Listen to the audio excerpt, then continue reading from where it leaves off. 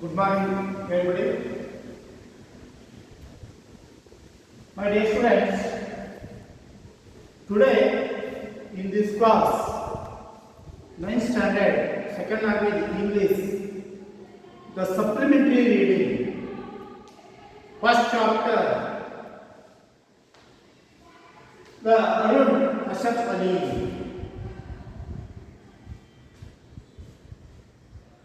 This supplementary reading, the edited in the tools. My dear students, let us go to the lesson. Please open your textbook, page number 161. Supplementary reading, Arun Ashraf Ali, the great patriot. ಇಲ್ಲಿ ಅರುಣ್ ಅಶ್ರಫ್ ಅಲಿ ಅನ್ನುವಂಥವರು ಒಬ್ಬ ಹೆಸರಾಂತ ದೇಶಭಕ್ತಿ, ಹೆಸರಾಂತ ಅಥವಾ ಪ್ರಸಿದ್ಧ ದೇಶಭಕ್ತಿ ಅಂತ. Introduction, ಪರಿಚಯ. It is common knowledge that the British Empire spread all over the globe in the past. Our dear motherland was a part of it, reeling under the tyranny of the oppressors. She found a solace in the efforts of the freedom fighters that willingly shed their last drop of blood to redeem her from the surplus of the bondage. One such luminary was Arun Ashraf Ali, the famous freedom fighter and the champion of the cause of women. Introduction is Parichaya. It is common knowledge that the British Empire spread all over the globe in the past. ಕಳೆದ ಹಿಂದಿನ ಕಾಲದಲ್ಲಿ ಇಡೀ ಒಂದು ಜಗತ್ತನ್ನೇ ಬ್ರಿಟಿಷರು ಆವರ್ತವಾದಂತಹ ಇಡೀ ಜಗತ್ತಾಗಿತ್ತು. ಅದೆಲ್ಲ ಒಂದು ಸಾಮಾನ್ಯವಾಗಿ ಇಡೀ ಜಗತ್ತನ್ನೇ ಒಂದು ಆಳುವಂತಹ, ಇಡೀ ಜಗತ್ತಿನಲ್ಲಿಯೂ ಸಹ ಕೆಲವೊಂದು ದೇಶಗಳ ಇವರ ಒಂದು ಕೈ ಹಿಡಿತದಲ್ಲಿದ್ದಂಥದ್ದು. ಅವರ್ ಡಿಯರ್ ಮದರ್ಲ್ಯಾಂಡ್, ನಮ್ಮ ಒಂದು ಪ್ರೀತಿಯ ಒಂದು ಜನ್ಮಭೂಮಿ ಅಥವಾ ಮಾತೃಭೂಮಿ ಭಾರತವೂ ಸಹ ಪಾರ್ಟ್ ಆಫ್ ಇಟ್, ಅದರಿಂದ ಹೊರತಾಗಿರಲಿಲ್ಲ. ಭಾರತವೂ ಸಹ ಬ್ರಿಟಿಷರ ಒಂದು ಕೈಯಲ್ಲಿ ಇತ್ತು ಅನ್ನುವಂಥದ್ದು. Really under the training of the oppressors, she found escape in the efforts of freedom fighters willing they last drop of blood to redeem for the salvation of the bondage. ಈ ಭಾರತ ಮಾತೆ ಈ ಬ್ರಿಟಿಷರಿಂದ ಅವರ ಒಂದು ದಬ್ಬಾಳಿಕೆ, ಅವರ ಒಂದು ಆಳ್ವಿಕೆಯಿಂದ ಈ ತತ್ತರಿಸಿ ಹೋಗಿತ್ತು ನಮ್ಮ ಭಾರತ ದೇಶ. ಅವರ ಒಂದು ಆಳ್ವಿಕೆಯಿಂದ ನಮ್ಮ ಭಾರತ ದೇಶ ತತ್ತರಿಸಿ ಹೋಗಿತ್ತು ಅನ್ನುವಂಥದ್ದನ್ನು ನಾವು ನೋಡ್ತೀವಿ. ಅದೇ ಸಂದರ್ಭದಲ್ಲಿ efforts of the freedom fighters willing said the last drop of the blood reading ಅಂತ ಸಾಲ್ವೇಷನ್ ದ ಬಾಂಡೇಜ್. ಈ ಭಾರತ ಮಾತೆಯನ್ನ ಬ್ರಿಟಿಷರ ಒಂದು ಸಂಕೋಲೆ ಬಂಧನದಲ್ಲಿದ್ದಂತಹ ಭಾರತ ದೇಶವನ್ನ ಅನೇಕ ಸ್ವಾತಂತ್ರ್ಯ ಹೋರಾಟಗಾರರು ಆ ಬಂಧನದಿಂದ ವಿಮುಕ್ತಗೊಳಿಸುವಂತಹ ಒಂದು ವ್ಯವಸ್ಥೆ, ಅಥವಾ ಪ್ರತಿಯೊಬ್ಬರು ಒಂದು ತಮ್ಮ ಒಂದು ರಕ್ತವನ್ನು ಕೊಡುವುದರ ಮುಖಾಂತರ, ಅಂದರೆ ಒಂದು ತ್ಯಾಗವನ್ನು ಮಾಡೋದರ ಮುಖಾಂತರ ಸ್ವತಂತ್ರ ಹೋರಾಟಗಾರರು ಈ ಭಾರತವನ್ನು ಬ್ರಿಟಿಷರ ಕೈಗೊಂಡು ಬಿಡಿಸುವಂತಹ ಒಂದು ಸಂಕೋಲೆಯಿಂದ ಹೊರಬರುವಂತಹ ಒಂದು ವ್ಯವಸ್ಥೆಯನ್ನು ಮಾಡ್ತಾ ಇದ್ದಾರೆ. One such luminaries was Arun Ashraf Ali, the famous freedom fighter of the champion of the case of women. ಈ ಒಂದು ಸ್ವತಂತ್ರ ಹೋರಾಟಗಾರರು ಮುಂಚೂಣಿಯಲ್ಲಿರುವಂತಹ ಒಬ್ಬ ಮಹಿಳೆ ಯಾರಪ್ಪ ಅಂತಂದರೆ ಆ ಪ್ರತಿಭಾವಂತೆ ಯಾರು ಅಂತಂದ್ರೆ ಅರುಣ್ ಅಸಫ್ ಅಲಿ ಅನ್ನುವಂಥವರು ಒಬ್ಬ ಪ್ರಸಿದ್ಧ ಸ್ವಾತಂತ್ರ್ಯ ಹೋರಾಟಗಾರರು. ನೋಡಿ, read the following biography of the vibrant woman who the remarkable achievement of the achieved in our history. ನಮ್ಮ ಭಾರತ ಇತಿಹಾಸದಲ್ಲೇ ಒಂದು ತಮ್ಮ ಸಾಧನೆಯನ್ನು ಅಂದರೆ ಒಂದು ಹಿಂಸೆ ಮಾರ್ಗ ಮುಖಾಂತರ ತಮ್ಮನ್ನು ತಾವು ಗುರುತಿಸಿಕೊಂಡಂತಹ ಅವರ ಒಂದು ಜೀವನ ಚರಿತ್ರೆಯನ್ನು ಈ ಕೆಳಗಿನಂತೆ ನಾವು ನೋಡೋಣ. ಅರುಣ್ ಅಸಫ್ ಅಲಿ ಅವರು. Now, as the grand old lady of the independence movement, Arun Asaf Ali was a fiery leader who plunged headlong into politics at the time when the freedom struggle was dying and the youth were laying down their lives for the country's independence. ಇವತ್ತು ಸ್ವತಂತ್ರ ಭಾರತದ ಒಂದು ಚಳವಳಿಯಲ್ಲಿ ಒಬ್ಬ ಅತ್ಯಂತ ಹಿರಿಯ ಮಹಿಳೆ ಆದಂತಹ ಅರುಣ್ ಅಸಫ್ ಅಲಿ ಅವರು ಒಬ್ಬರು ಕೆರಳಿದಂತಹ ಒಂದು ನಾಯಕತ್ವವನ್ನು ವಹಿಸಿ ತಮ್ಮನ್ನು ತಾವು ಒಂದು ಮುಂಚೂಣಿಯಲ್ಲಿ ಇರುವಂತಹ ಒಂದು ರಾಜಕೀಯ ವ್ಯಕ್ತಿಯಾಗಿ ಭಾರತ ಸ್ವತಂತ್ರ ಹೋರಾಟದಲ್ಲಿ ತಮ್ಮನ್ನು ತಾವು ತೊಡಗಿಸಿಕೊಂಡು ನಮ್ಮ ದೇಶಕ್ಕೆ ಸ್ವತಂತ್ರ ಭಾರತಕ್ಕಾಗಿ ತಮ್ಮ ಪ್ರಾಣವನ್ನು ತ್ಯಾಗ ಮಾಡಿದಂತಹ ಮಹಾನ್ ಪ್ರಸಿದ್ಧ ಸ್ವಾತಂತ್ರ್ಯ ಹೋರಾಟಗಾರರಾಗಿ ಯಾರಪ್ಪ ಅಂತಂದರೆ ಅರುಣ್ ಅಸಫ್ ಅಲಿ ಅನ್ನುವುದನ್ನು ಹೇಳ್ತಾರೆ. Born into the Orthodox Hindu Bengali family in 1909 at the Kark in Haryana.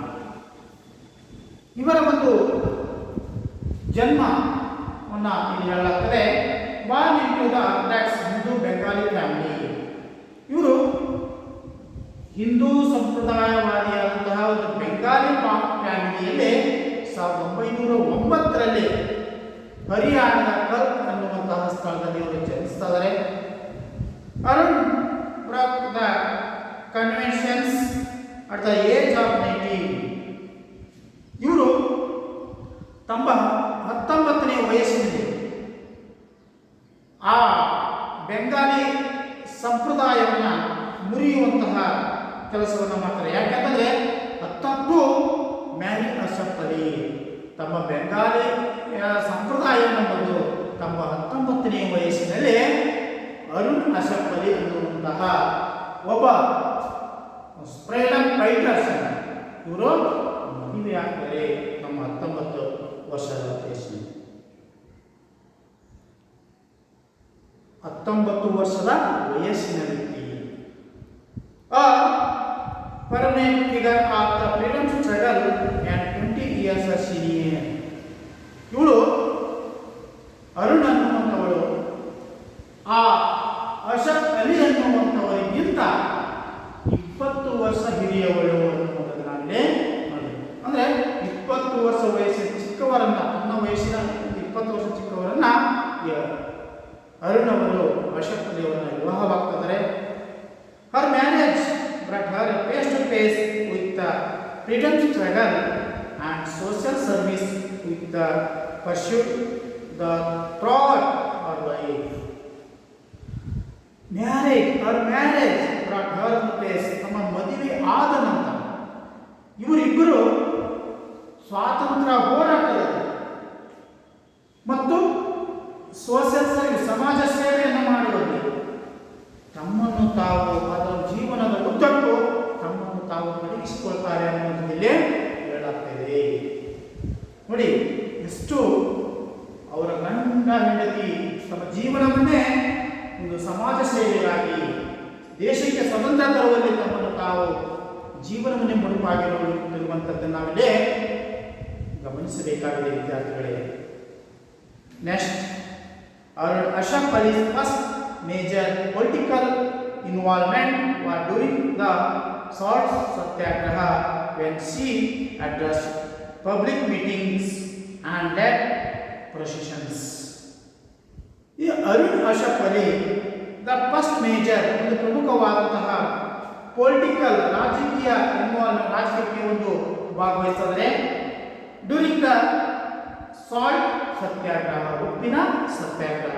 When the she address public meetings and ಪ್ರೊಸಿಷನ್ಸ್.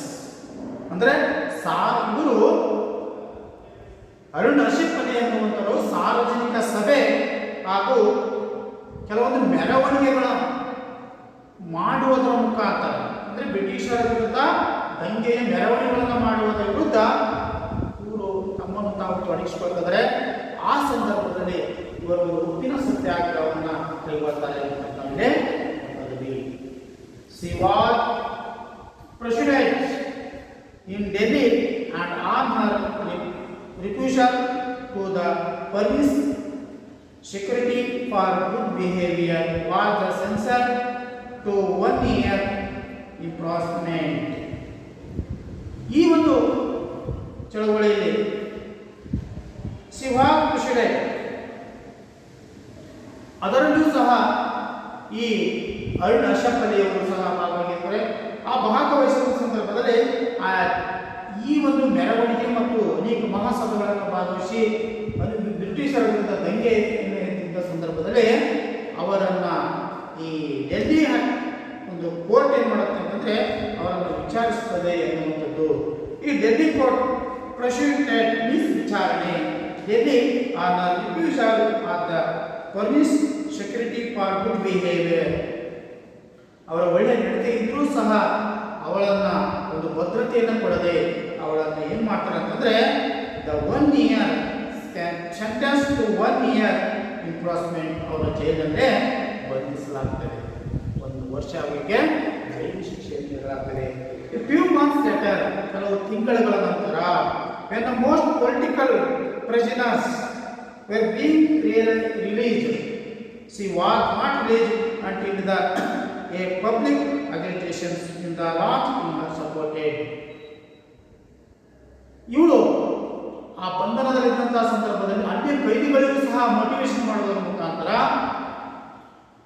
ಅನೇಕ ಒಂದು ಬಂಧನದಲ್ಲಿದ್ದಂತಹ ರಾಜಕೀಯ ಕೈದಿಗಳು ಅವಳನ್ನು ರಿಲೀಸ್ ಮಾಡಿ ಅಂತಂದು ಕೇಳ್ಕೊಳ್ತಾರೆ. ಆದರೂ ಸಹ ಕೇಳ್ಕೊಳ್ತಾ ಇಲ್ಲ.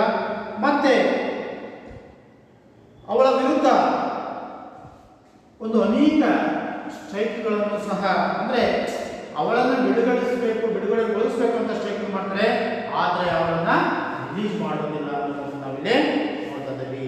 ಅಂದರೆ ಆ ಕೈದಿಗಳು ಸಹ, ಅಲ್ಲಿ ಭಾರತೀಯ ಕೈದಿಗಳು ಸಹ ಅವರನ್ನು ರಿಲೀಸ್ ಮಾಡಿ ಅಂತಂದು ಅಲ್ಲಿ ಅನೇಕ ಒಂದು ಇದನ್ನು ಮಾಡ್ತಿದ್ದಾರೆ, ಹೋರಾಟ ಮಾಡ್ತಿದ್ದಾರೆ. ಅದರಲ್ಲಿ ಅವರ ವಿರುದ್ಧ ಹೋರಾಟ ಮಾಡ್ತಾರೆ, ಅವರು ಬಿಡೋದಿಲ್ಲ. In 1932, she was again arrested and put in Delhi jail, where she went on a hunger strike to the protest against the false treatment for the political prisoners. Her demand for the concerned, but she was transferred to the Ambal jail, where she was kept in solitary confinement. After her release, she stayed away from the movement for 10 years. ಹೀಗೆ in 1932, 1932 she was again the arrested put in the Delhi jail.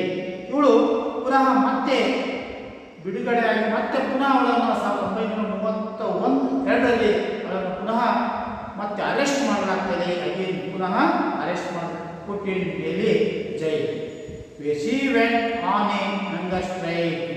ಹಾಗಾಗಿ ಹಂಗರ್ strike ಅವಳೇನು ಮಾಡ್ತಾರೆ ಅಂತಂದರೆ ಉಪವಾಸ ಸತ್ಯಾಗ್ರಹವನ್ನು ಮಾಡ್ತಾ ಇದ್ದಾಳೆ. ಯಾಕೆ ಉಪವಾಸ ಸತ್ಯಾಗ್ರಹ ಮಾಡ್ತಾರೆ ಅಂತಂದರೆ protest against the cos treatment for the political prisoners. ಅಂದರೆ ಭಾರತದ ಕೆಲವು ಸ್ವಾತಂತ್ರ್ಯ ಹೋರಾಟಗಾರರಿರುವಂತಹ ಕೈದಿಗಳಿಗೆ ಬ್ರಿಟಿಷ್ ಗೌರ್ಮೆಂಟ್ ಏನು ಮಾಡ್ತಾರೆ, ತೀವ್ರತರವಾದ ಕೆಟ್ಟದಾಗಿ ಅವರ ಜೊತೆ ನಡ್ಕೊಳ್ತಾ ಇದ್ದಾರೆ. ಅವರ ವಿರುದ್ಧ ಕೆಟ್ಟದಾಗಿ ನಡ್ಕೊಳ್ಳುವುದು ಅಥವಾ ಬೇರೆ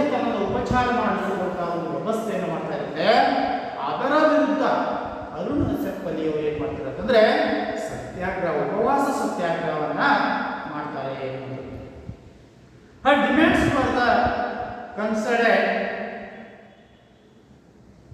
but she was transferred to Ambala jail. ಇವಳು ಸಹ ಆ ಒಂದು ಡಿಮ್ಯಾಂಡ್ ಇಟ್ಕೊಂಡ್ರೆ ಅವರನ್ನು ಬಿಡುಗಡೆಗೊಳಿಸಿ ಅವರಿಗೆ ಏನು ಇದು ಮಾಡಿ ಅನ್ನುವಂಥದ್ದನ್ನು ಡಿಮ್ಯಾಂಡ್ಸ್ ಬೇಡಿಕೆ ಇಟ್ಕೊಳ್ತದೆ ಈಡೇರಿಸಿ. But she what transfer to Ambala jail. ಅವಳು ಏನು ಡೆಲ್ಲಿ ಜೈಲಲ್ಲಿ ಇರ್ತಾರಲ್ಲ ಅಲ್ಲಿಂದ ಅಂಬಾಲ್ ಜೈಲಿಗೆ ಅವಳನ್ನು ವರ್ಗಾಯಿಸ್ತಾರೆ ಅನ್ನುವಂಥದ್ದಲ್ಲಿ ಸುಮ್ಮನೆ ಬೇರೆ ತಿರುಗಿ ಮಾಡ್ತಾರೆ ಅನ್ನುವಂತಹ ಉದ್ದೇಶದಿಂದ ಅರುಣ ವರ್ಷಪ್ಪಲ್ಲಿ ಅವರನ್ನು ಅಂಬಾಲ ಜೈಲಿಗೆ ವರ್ಗಾಯಿಸ್ತಾರೆ. where she was kept in solitary confinement. ಅವಳು ಒಬ್ಬಳೇ ಏಕಾಂಗಿಯಾಗಿ ಬಂಧಿತಳಾಗ್ತಾಳೆ ಆ ಒಂದು ಜೈಲಲ್ಲಿ. After her release she stayed away from the movement for 20 years. ಅವಳು ಬಿಡುಗಡೆ ಆಗೋದ್ರೊಳಗೆ ಸುಮಾರು 10 ವರ್ಷಗಳವರೆಗೂ ಈ ಒಂದು ಸ್ವಾತಂತ್ರ್ಯ ಹೋರಾಟದಿಂದ ಹಿಂದೆ ಕಳೆದ್ರೆ ಅಲ್ಲಿಯವರೆಗೂ ನಾನು ಆ ಮೂಮೆಂಟಲ್ಲಿ ಚಳವಳಿಯಲ್ಲಿ ಭಾಗವಹಿಸದೆ ಉಳಿದುಕೊಳ್ತಾಳೆ. ಅಂದರೆ ಸುಮಾರು 10 ವರ್ಷಗಳ ಕಾಲ ಜೈಲಿನಲ್ಲಿ ಇರಬಹುದು ಅಂತ ನಮ್ಮ ಅಭಿಪ್ರಾಯ. Something significant happen in 1942. She attended the Bombay Congress session along with her husband during which the Quit India resolution was passed on 8 August. The committee had planned the hosting of the tricolor at Gwalior Tank Maidan, but the British got wind of the plan and arrested the top leaders, including Gandhiji, a few hours before the event. That followed is best described in her own words. ನೋಡಿ, something significant happen. ಇಲ್ಲಿ ಮಹತ್ವಪೂರ್ಣವಾದಂತಹ ಕೆಲವೊಂದು ಘಟನೆ 1942 ನಡೀತಾ ಇದೆ. 1942 something significant happen in 1942. She attended the Bombay Congress session along with her husband during which the Quit India resolution was passed on 10 August. She attended the Bombay Congress. ಇದು ಒಂದು ಸಮಿತಿ, ಬಾಂಬೆ ಕಾಂಗ್ರೆಸ್. ಆಗಿನ ಕಾಲದಲ್ಲಿ ಒಂದು ನಮ್ಮ ಭಾರತೀಯರು ಸ್ಥಾಪಿಸಿಕೊಂಡಂಥ ಒಂದು ಸಮಿತಿ ಇತ್ತು, ಅದಕ್ಕೆ ಹೆಸರು ಬಾಂಬೆ ಕಾಂಗ್ರೆಸ್ ಇದೆ. ಆ ಕಾಂಗ್ರೆಸ್ನಲ್ಲಿ ಅವರು ಮತ್ತು ಅವರ ಗಂಡರಂತಹ ಅಸಫ್ ಅಲಿ ಅವರು ಮತ್ತು ಅಸಫ್ ಅಲಿ ಅವರು ಸಹ ಏನಂದರೆ ಕ್ವಿಟ್ ಇಂಡಿಯಾ, ಭಾರತ ಬಿಟ್ಟು ತೊಲಗಿ ಅನ್ನುವಂತಹ ಒಂದು ಕರೆಗೆ ಹೋಗುತ್ತದೆ. August 8, 1942. The committee had plan. ಆ ಒಂದು ಕಾಂಗ್ರೆಸ್ ಕಮಿಟಿ ಏನು ಮಾಡ್ತಾರೆ, ಒಂದು ಪ್ಲಾನ್ ಮಾಡ್ತಾರೆ, ಒಂದು ಯೋಜನೆ ಮಾಡ್ತಾ ಇದೆ. ಏನು? The hosting the 3 colours Gowalia Tank Maidan. ಆ ಗವಾಲಿಯರ್ ಟ್ಯಾಂಕ್ ಮೈದಾನದಲ್ಲಿ ನಮ್ಮ ಭಾರತದ ತ್ರಿವರ್ಣ ಧ್ವಜವನ್ನು ಹಾರಿಸಬೇಕು ಅನ್ನುವಂತಹ ಒಂದು ಯೋಜನೆಯನ್ನು ಮಾಡ್ತಾ ಇದ್ದಾರೆ. But the British got wind of the plan. The arrested the top leaders including Gandhiji a few hours. ಅಲ್ಲಿ ಏನು ಮಾಡ್ತಾರೆ, ಆ ಏನು ಈ ಒಂದು 3 ಬಣ್ಣಗಳಿಂದ ಹೊಂದಿದಂತಹ ತ್ರಿವರ್ಣ ಧ್ವಜವನ್ನು ಗ್ವಾಲಿಯರ್ ಒಂದು ಟ್ಯಾಂಕ್ ಮೈದಾನ ಹತ್ತಿರ ಹಾರಿಸಬೇಕು ಅಂತ ಏನು ಪ್ಲಾನ್ ಮಾಡಿದ್ದಾರೆ, ಏನು ಬಾಂಬೆ ಕಾಂಗ್ರೆಸ್ ಒಂದು ಕಮಿಟಿ, ಆ ಒಂದು ಪ್ಲಾನ್ ಏನು ಮಾಡ್ತಾರೆ ಬ್ರಿಟಿಷರಿಗೆ ಗೊತ್ತಾಗುತ್ತೆ. ಆ ಬ್ರಿಟಿಷರ್ ಏನಂದ್ರೆ ವಿನ್ ಟು ಪ್ಲಾನ್, ಗಾಳಿಗೆ ಕೂಡಿದಂಗೆ ಮಾಡ್ತಾರೆ. ಹೇಗೆ? ಈ ಆ ಒಂದು ಕಮಿಟಿಯಲ್ಲಿದ್ದಂತಹ ಟಾಪ್ ಲೀಡರ್ಸ್, ಪ್ರಮುಖವಾದಂತಹ ಸ್ವಾತಂತ್ರ್ಯ ಹೋರಾಟಗಾರರನ್ನ, ನಾಯಕರುಗಳನ್ನ ಇಲ್ಲಿ ಕೆಲವೇ ಗಂಟೆಗಳಲ್ಲಿ ಅವರನ್ನು ಬಂಧಿಸುವುದು, ಇನ್ಕ್ಲೂಡ್ ಗಾಂಧೀಜಿಯನ್ನು ಸಹ ಬಂಧಿಸ್ತಾರೆ. The leaders including Gandhiji a few hours before the event. ಆ ಒಂದು ಘಟನೆ ನಡೆಯುವಂಥ ಪೂರ್ವದಲ್ಲೇ ಕೆಲವೇ ಗಂಟೆಗಳಲ್ಲಿ ಗಾಂಧೀಜಿ ಅವರನ್ನು ಅರೆಸ್ಟ್ ಮಾಡ್ತಾರೆ ಮತ್ತು ಕೆಲವು ನಾಯಕರನ್ನ ಅರೆಸ್ಟ್ ಮಾಡ್ತಾರೆ. What followed the best describe in our own words. ಮುಂದೆ ಏನಾಯಿತು ಅನ್ನುವಂಥದ್ದನ್ನು ಅರುಣ್ ಅವರು ತಮ್ಮದೇ ಆದಂತಹ ಭಾಷೆಯಲ್ಲಿ ಮಾತಿನಲ್ಲಿ ಕೆಳಗಿನಂತೆ ವರ್ಣಿಸ್ತಾರೆ. ಮುಂದೆ ಏನಾಯ್ತು? My husband and I were not the less surprised when in the early hours of August 9th the police knocked the door of the flat where we were staying when they announced Ashraf Sahib arrested. I asked, what about me? ನೋಡಿ, ಇಲ್ಲಿ ಅರುಣ್ ಅಕ್ಷರ್ ಹೇಳ್ತಾರೆ, my husband means Arun ಅವರ husband ಆದ ಅಸಫ್ ಅಲಿಯವರು ಬಗ್ಗೆ ಅಂತಂದ್ರೆ, I was not a least surprise. ನನಗೆ when in the early hour of the August 9 in the police knocked the door of the flat we were staying. ನಾವು ಉಳಿದುಕೊಂಡಿರುವಂತಹ ಪ್ಲಾಟಿನ ಒಂದು ಮನೆಯ ಬಾಗಿಲಲ್ಲಿ ಆಗಸ್ಟ್ 9ರಂದು ಬೆಳಿಗ್ಗೆ ಒಬ್ಬ ಪೊಲೀಸ್ ಬಂದು ಆಶ್ಚರ್ಯಕರವಾದಂತಹ ರೀತಿಯಲ್ಲಿ ಅಲ್ಲಿ ಏನು ಮಾಡ್ತಾರೆ ಅಂತಂದ್ರೆ, ನನ್ನ ಗಂಡನನ್ನ ಅರೆಸ್ಟ್ ಮಾಡ್ತಾರೆ. I were not a list, ಆದರೆ ಆ ಒಂದು ಲಿಸ್ಟ್ನಲ್ಲಿ ನನ್ನ ಹೆಸರು ಇರಲಿಲ್ಲ, ಓನ್ಲಿ ನನ್ನ ಹಸ್ಬೆಂಡ್ ಅವರ ಹೆಸರಿತ್ತು ಅನ್ನುವಂಥ ಮಾತನ್ನು ಹೇಳುತ್ತೆ. When the announce Asaf Saheb arrested I ask, what about me? ಹೌದಾ, ನಾನು ಹೇಗಿಲ್ಲ, ನನ್ನ ಎಕ್ಸೆಪ್ಷನ್ ಅಲ್ವಾ? ಅಶರಫ್ ಅಲಿ ಅವರನ್ನು ಅರೆಸ್ಟ್ ಮಾಡತಕ್ಕ ವಾರೆಂಟ್ ಬಂದಿದೆ, ಅದು ನನಗೆ ಆಗಿಲ್ಲ ಅನ್ನೋದನ್ನು ಅರುಣ್ ಅವರು ಆ ಪೊಲೀಸರನ್ನ ಕೇಳ್ತಾರೆ. There are no warrant for you ma'am, I was told. ನಾನು ಕೇಳಿದಂಥ ಸಂದರ್ಭದಲ್ಲಿ ಅವರು ಪೊಲೀಸ್ ಹೇಳ್ತಾರೆ, ನಿಮ್ಮನ್ನು ಬಂಧಿಸಬೇಕು ಅಂತ ಯಾವುದೇ ವಾರೆಂಟ್ ಇಲ್ಲ ಮ್ಯಾಮ್ ಅನ್ನುವಂಥ ಮಾತನ್ನು ಆ ಪೊಲೀಸ್ ಹೇಳ್ತಾರೆ. I persuaded the British sergeant who had come in the taxi with a couple of policemen to let me accompany them to the railway station to see my husband. Dawn was about to break and there was a cordon around Victoria Terminus to keep crowds at bay. As I walked along the platform, I saw Maula Rajab sitting a window in a compartment of the special train and stopped to talk to him. As Congress president, he was to unfurl the three colors at the public gathering at the Gwalior Tank Maidan at 8 a.m. A made up my mind on the influence I am going there. ನೋಡಿ ಏನು ಹೇಳ್ತಾರೆ ಅಂದರೆ, I persuaded the British sergeant who had come in a taxi with a couple of policemen to let me accompany them to railway station to see up my husband. ನನ್ನ ಗಂಡನಾದಂಥ ಅಶರಫ್ ಅಲಿ ಅವರನ್ನು ಏನು arrest ಮಾಡಿ ಕರ್ಕೊಂಡು ಹೋಗಲಿಕ್ಕೆ ಇಬ್ಬರು ಪೊಲೀಸ್ ಅಧಿಕಾರಿಗಳು ಬಂದಿದ್ದರು. ಆ ಅಧಿಕಾರಿಗಳು ತಾವು ಬಂದಂಥ ಸಂದರ್ಭದಲ್ಲಿ ಟ್ಯಾಕ್ಸಿಯನ್ನು ತೆಗೆದುಕೊಂಡು ಬಂದಿದ್ದರು. ಆ ಟ್ಯಾಕ್ಸಿಯಲ್ಲಿ ನನ್ನನ್ನು ಕರೆದುಕೊಂಡು ಹೋಗಿ ಅಂತಂದು ನಾನು ಅವರನ್ನು ಮನವೊಲಿಸಿಕೊಂಡೆ. ಅಂದರೆ ನನ್ನನ್ನು ಸಹ ರೈಲ್ವೆ ಸ್ಟೇಷನ್ವರೆಗೂ, ಆ ರೈಲ್ವೆ ನಿಲ್ದಾಣದವರೆಗೂ ನನ್ನನ್ನು ಕರ್ಕೊಂಡು ಹೋಗಿ ಅನ್ನುವಂಥದ್ದನ್ನು ಮನವೊಲಿಸಿಕೊಂಡೆ ಅಂತಂದರೆ, ಅಂದರೆ ಅವರ ಗಂಡನನ್ನ ಪೊಲೀಸ್ ಅಧಿಕಾರಿ ಅರೆಸ್ಟ್ ಮಾಡುವಂತೆ ಟ್ಯಾಕ್ಸಿಗೆ ಬಂದಿರ್ತಾರೆ. ಆ ಟ್ಯಾಕ್ಸಿಯಲ್ಲಿ ಇವರು ಆ ರೈಲ್ವೆ ಸ್ಟೇಷನ್ ಡ್ರಾಪ್ ಅನ್ನು ಕೇಳ್ತಾ ಇದ್ದಾರೆ. Dawn means morning, early morning, ಮುಂಜಾನೆ.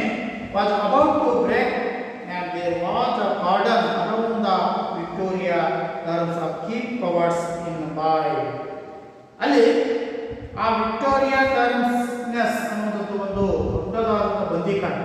ಅದರ ಸುತ್ತಲೂ ಯಾರೂ ಒಳಗೂ ಬರಂಗಿಲ್ಲ, ಹೊರಗೂ ಬರಂಗಿಲ್ಲ, ಯಾರೊಬ್ಬರೂ ಸಹ ಒಳಗೂ ಹೊರಗೂ ಹೋಗದಂತೆ ಆ ಥರ ಒಂದು ಬಂದಿಕಾಣೆಯನ್ನು ಮಾಡಲಾಗಿರುತ್ತೆ. ಅಂತಹ Victoria terms keep covers boy. I walk along a platform. ನಾನೇನು ಮಾಡಿದೆ ಅಂದರೆ, ಆ ಪ್ಲಾಟ್ಫಾರ್ಮ್ ಮೇಲೆ, ರೈಲ್ವೆ ಸ್ಟೇಷನ್ ಪ್ಲಾಟ್ಫಾರ್ಮ್ ಮೇಲೆ ನಾನು ವಾಕ್ ಮಾಡ್ತಾ ಇದ್ದೆ. ಅರ್ಲಿ ಮಾರ್ನಿಂಗು ಐ ಸಾ, ನಾನು ನೋಡಿದೆ, ಏನು ಯಾರನ್ನ, the the Maulana Azad sitting at a window in the compartment of the special train in the stop to talk to him. ಒಂದು ವಿಶೇಷವಾದಂತಹ ರೈಲು ಬಂತು ಆ ರೈಲ್ವೆ ಪ್ಲಾಟ್ಫಾರ್ಮ್ ಹತ್ರ. ಆ ಪ್ಲಾಟ್ಫಾರ್ಮಿನ ಒಂದು ಹತ್ತಿರ ನಡೆದುಕೊಂಡು ನಡೆದಾಡುವಂಥ ಸಂದರ್ಭದಲ್ಲಿ ಆ ಟ್ರೈನ್ ಬರ್ತದೆ. ಆ ಟ್ರೈನಿನ ಒಂದು ಕಿಟಕಿಯ ಪಕ್ಕದಲ್ಲಿ ಕಾಂಗ್ರೆಸ್ಸಿನ ಪ್ರಮುಖ ಅಧ್ಯಕ್ಷರಾದಂತಹ ಮೌಲಾನಾ ಆಜಾದ್ ಅವರು ಆ ಟ್ರೈನ್ನ ಕಿಟಕಿಯ ಪಕ್ಕದಲ್ಲಿ ಕುಳಿತುಕೊಂಡಿರ್ತಾರೆ. ಆ ಕುಳಿತುಕೊಂಡ ಸಂದರ್ಭದಲ್ಲಿ ನಾನು ಅವರನ್ನು ನೋಡಿ ನಾನು ಏನು ಮಾಡಿದೆ, ಅವ್ರ ಹತ್ರ ಹೋಗಿ ಸ್ವಲ್ಪ ಹೊತ್ತು ಮಾತನಾಡಿದೆ. ಯಾವುದ್ರ ಬಗ್ಗೆ? The Congress president was to unfurl to 3 color at public gathering at the Gwalior tank in Maidan at 8 a.m. I made up my mind on an impulse I am doing there. ಅವರು ಹೇಳ್ತಾರೆ ನೋಡಿ, ನಾಳೆ ಬೆಳಗ್ಗೆ ಆ ಗ್ವಾಲಿಯರ್ ಟ್ಯಾಂಕ್ ಮೈದಾನದ ಹತ್ತಿರ ನಾನು ಈ 8 ಗಂಟೆಗೆ ಗ್ವಾಲಿಯರ್ ಟ್ಯಾಂಕ್ ಮೈದಾನ ಈ 8 ಗಂಟೆಗೆ ನಾನು ಗ್ವಾಲಿಯರ್ ಟ್ಯಾಂಕ್ ಹತ್ರ ಎಲ್ಲ ಸಾರ್ವಜನಿಕರು ಸೇರಿಕೊಂಡಿರ್ತಲ್ಲ, ಆ ಒಂದು ಸಂದರ್ಭದಲ್ಲಿ ಆ ತ್ರಿವರ್ಣ ಧ್ವಜವನ್ನು ನಾನು ಆರಿಸ್ತೇನೆ, ನಾನು ಹೋಗ್ತೇನೆ ಅನ್ನುವಂಥ ಮಾತನ್ನ ಆ ಮೌಲಾನಾ ಆಜಾದ್ ಅವರಿಗೆ ಈ ಒಂದು ವಿಚಾರವನ್ನು ಅರುಣ್ ಅವರು ತಿಳಿಸ್ತಾರೆ ಅನ್ನುವಂಥದ್ದು. This decision to stand in our the Maulana Azad was the beginning of the chapter in the heroism on the unrest of life of Arun Ashraf Ali, her narrative the procedure. ಈ ಒಂದು ನಿರ್ಣಯದಿಂದ stand of the Maulana Azad was the beginning of the chapter of heroism. Aruna Ashraf Ali ಈ ಒಂದು ಕಾರ್ಯದಿಂದ ಅವರು ಅತ್ಯುತ್ತಮ ಜೀವನದಲ್ಲಿ ಅವಿಶ್ರಾಂತವಾಗಿ ದುಡಿದು ತನ್ನ ಒಂದು ಚಾತುರ್ಯವನ್ನು ಇಲ್ಲಿ ಹೊಂದ್ತಾಳೆ ಅನ್ನುವಂಥದ್ದೇ ಒಂದರಲ್ಲಿ ಏನು ಹೇಳ್ತಾ ಇದೆ. ಬುಲಾಬಾಯಿ ದೇಸಾಯಿ ಸನ್ ದ ಧೀರುಬಾಯಿ, ಬುಲಾಯಿಯವರ ಮಗ Dhirubhai had come to railway station and had drove me in his car to the Maidan. The meeting was declaring illegal under the section 144. A white skinned arranged sergeant gave 2 minutes for the cowards to disappear. I quickly scrambled up to the dais, announced to the people the arrest of the leaders, and pulled out the call to hoist of the national flag. Hardly had the flag been unfurled when the police lobbed tear gas shells into the crowd. The men and women ran helpless skelter, with tears streaming down their cheeks. The experience of that morning made me decide that I would not again tamely enter jail by aftering satyagraha. ಇವಳು ಆ ಬುಲ್ಬಾಯಿ ದೇಸಾಯಿ ಅವರ ಮಗನಾದಂತಹ ಧೀರುಬಾಯಿ ಅವರು ಬಂದಿರ್ತಾರೆ railway ಸ್ಟೇಷನ್ಗೆ. ಹೇಗೆ ಅವರು ಒಂದು ಕಾರನ್ನು ತೆಗೆದುಕೊಂಡು ಬರ್ತಾರೆ, ಅದೇ ಕಾರಿನಲ್ಲಿ ಇವಳು ಆ ಮೈದಾನಕ್ಕೆ ಡ್ರಾಪನ್ನು ತೆಗೆದುಕೊಳ್ತಾಳೆ. ಆ ಮೈದಾನಕ್ಕೆ ಹೋದಂಥ meeting was declared illegal under section 19. ಆ ಒಂದು ಮೀಟಿಂಗ್ ಸಮಾವೇಶ, ಯಾವುದೇ ಒಂದು ಸಮಾವೇಶ ಸಭೆ ಮಾಡಬಾರ್ದು ಅನ್ನುವಂಥದ್ದು 144 ಸೆಕ್ಷನ್ ಜಾರಿಯಲ್ಲಿರುತ್ತೆ, ಅಂದರೆ ಕರ್ಫ್ಯೂ ಜಾರಿ ಇರುತ್ತೆ. ಆ ಸಂದರ್ಭದಲ್ಲಿ ಈ ಒಂದು ಮೀಟಿಂಗ್ ಮಾಡಿದ ಕಾನೂನು ಬಾಹಿರ ಕ್ರಮ ಆಗುತ್ತೆ ಅನ್ನುವಂಥ ವಿಚಾರ ಗೊತ್ತಿದ್ರೂ ಸಹ ಆ ವೈಟ್ ಸ್ಕ್ಯಾನೆಟ್ ಸರ್ಜೆಂಟ್ ಒಬ್ಬ ಆ ಕೆಂಪಮೂತಿಯ ಪೊಲೀಸ್ ಅಧಿಕಾರಿ 2 minutes ಫಾರ್ ಕವರ್ಡ್ ದ ಡಿಸ್ಪೈರ್. ಅವನು 2 ನಿಮಿಷ ಕಾಲಾವಕಾಶ ಕೊಡ್ತಾನೆ.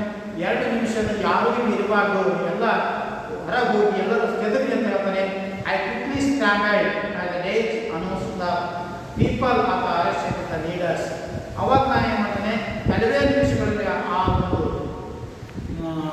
ಅನೌನ್ಸ್ ಆಗುತ್ತೆ, ಮಾಡಿ leaders who called the honest national cause early unfolded. ಆ ಒಂದು ಧ್ವಜವನ್ನು ನಾನು ಮಾಡ್ತಾನೆ, ಆ ಡಯಸಕ್ಕೆ ಹೋಗಿ ಆ ಧ್ವಜವನ್ನು ಹಾರಿಸುವಂಥ ಒಂದು ವ್ಯವಸ್ಥೆಯನ್ನು ಮಾಡ್ತಾ ಇದ್ದೀನಿ, ರಾಷ್ಟ್ರೀಯ ಧ್ವಜವನ್ನು ಮಾಡ್ತೀನಿ. When the police take gas missiles, ಅವಾಗ ಪೊಲೀಸ್ ಆಫೀಸರ್ ಏನು ಮಾಡ್ತಾರೆ, ಕೆಲವೊಂದು ಶೆಲ್ಲುಗಳನ್ನು ಎಸ್ಬಿಡ್ತಾರೆ, ಅಸ್ತ್ರವಾಯುಗಳು. ಆ ಅಸ್ತ್ರವಾಯುಗಳ ಎಲ್ಲರ ಕಣ್ಣಲ್ಲಿ ಆ ಒಂದು ಕಣ್ಣು ಉರಿ ಬರುತ್ತೆ. ಕಣ್ಣು ಉರಿ ಬಂದ ಸಂದರ್ಭದಲ್ಲಿ ಕಣ್ಣೀರು ಬರ್ತಾ ಇರುತ್ತೆ ಅಂತ. ಅವಾಗ ಎಲ್ಲರೂ ಆ ಕಡೆ ಈ ಕಡೆ ಚಲ್ಲಾಪಿಲ್ಲಿಯಾಗಿ ಓಡಾಡ್ತಾ ಇದ್ದಾರೆ.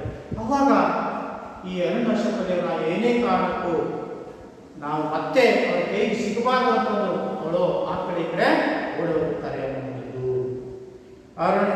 Arun's defence of August 9 virtual mark in the start of Quit India movement. She is now becoming a full-time active in the movement, eventually going underground to avoid the being arrested. She became a editor of Inqilab, the monthly magazine for the Congress, along with Ram Manohar Lohia.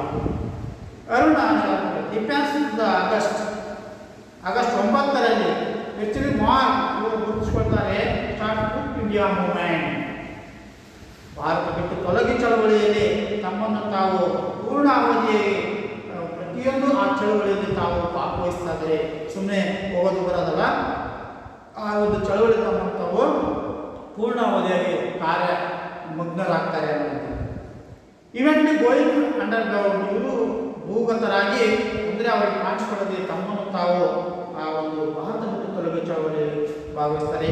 Avoid being arrested, becoming editor, arrest ಆಗದೆ ಒಂದು magazine, ತಿಂಗಳ ಒಂದು ಮಾಸಪತ್ರಿಕೆ ಇನ್ಕುಲಾಬ್ ಅನ್ನುವಂಥ ಒಂದು ಕಾಂಗ್ರೆಸ್ನ ಒಂದು ಮ್ಯಾಗ್ಜಿನ್ಗೆ ಅವರು ಏನು ಮಾಡಿದ್ರು, ಎಡಿಟರ್ ಆಗಿ ಸೇವೆಯನ್ನು ಸಲ್ಲಿಸ್ತಾ ಅವರು ಸಹ ಸಂಪಾದಕರಾಗಿ ಕಾರ್ಯನಿರ್ವಹಿಸಿದ. ಅಲಾಂಗ್ ವಿತ್ ರಾಮ್ ಮನೋಹರ್ ಲೋಹಿಯರ್ ಜೊತೆ ಕೂಡಿಕೊಂಡು ಈ ಇನ್ಕ್ಲಾಬ್ ಎಂಬ ಒಂದು ಮ್ಯಾಗ್ಜಿನ್ನಿಗೆ ನಾವು ಸಂಪಾದಕರಾಗಿ ಕೆಲವೊಂದು ಇವನ್ನ ಬರಿತಾ ಹೋಗ್ತಾರೆ, ಲೇಖನಗಳನ್ನು ಬರಿತಾ ಹೋಗ್ತಾರೆ. In the 1944 issue of the magazine, 1900 magazine, she advised freedom fighters not to allow any academic arguments on questions like violence and non-violence to divert attention from the strife and realities of the day. I want every student and youth to the think and feel of soldiers of the nation that is to come. ಇವರು ಒಂದು ಕರೆ ಕೊಡ್ತಾರೆ ಒಂದು ಸಣ್ಣ ಮ್ಯಾಗ್ಜಿನಲ್ಲಿ. ಏನು magazine 1944 ಒಂದು ಮ್ಯಾಗ್ಜಿನಲ್ಲಿ ಒಂದು C advice freedom fighters, ಆ ಸ್ವತಂತ್ರ ಹೋರಾಟಗಾರರಿಗೆ ಸಲಹೆ ನೀಡ್ತಾರೆ, not to allow any academic arguments to questions like. 1994ರಲ್ಲಿ ಒಂದು ಮ್ಯಾಗ್ಜಿನ್ ಅನ್ನು ಹೊರತರ್ತಾರೆ. She advise the freedom fighters not to allow any academic arguments in the questions like versus non violence, attend to the state realities of the day. ಈ ಒಂದು ದಿವಸದಲ್ಲಿ ಅಹಿಂಸೆ ಮತ್ತು ಹಿಂಸೆ, ವೈಲೆನ್ಸ್ ನಾನ್ ವೈಲೆನ್ಸ್ ಅನ್ನುವಂಥ ಒಂದು ಎಲ್ಲ ಒಂದು ಶೈಕ್ಷಣಿಕ ಅಕಾಡೆಮಿ ಕಡೆಗೆ ಎಲ್ಲರಿಗೂ ಒಂದು ಪ್ರಶ್ನೆಯನ್ನು ಮಾಡ್ತಾರೆ. ಎಲ್ಲರೂ ಐ ವಾಂಟ್ ಎವ್ರಿ ಸ್ಟೂಡೆಂಟ್, ಪ್ರತಿಯೊಬ್ಬ ವಿದ್ಯಾರ್ಥಿಗಳು youth Young think feel in the soldiers of nation that ನೀವು ಪ್ರತಿಯೊಬ್ಬ ವಿದ್ಯಾರ್ಥಿಗಳು ಆ ಬ್ರಿಟಿಷರಿಗೆ ಸಹಕಾರ ಕೊಡದೆ ಅಸಹಕಾರದಿಂದ ನಾವು ಇರಬೇಕು. ಅದು ಏನೇ ಬಂದರೂ ನಾವು ಸೈನಿಕರಂತೆ ಹೋರಾಡಬೇಕು. ಆ ಸೈನಿಕರಾಗಿ ಪ್ರತಿಯೊಬ್ಬ ವಿದ್ಯಾರ್ಥಿಗಳು ಕುಡಿದೆದ್ದಿದ್ದೇ ಆದರೆ ನಾವು ಬ್ರಿಟಿಷರನ್ನು ಹೊಡೆದೊಡಿಸುವಂತಹ ಒಂದು ಕೆಲಸ ಆಗ್ತದೆ ಅನ್ನುವಂತಹ ವಿಚಾರವನ್ನು ಆ ಮ್ಯಾಗ್ಜಿನ್ನಲ್ಲಿ ಅರುಣ್ ಅವರು ಬರೆತಾ ಹೋಗ್ತಾರೆ, ಕರೆ ಕೊಡ್ತಾರೆ. ಇಂಥ main time the government announce at the reward of Rs 5,000 for her capture. She became ill and hearing this, Gandhi advised her the surrender. I have sent you a message that you must not die underground. You are reduced to a skeleton. Do come but and surrender yourself and take the prize offered for your arrest. Reserve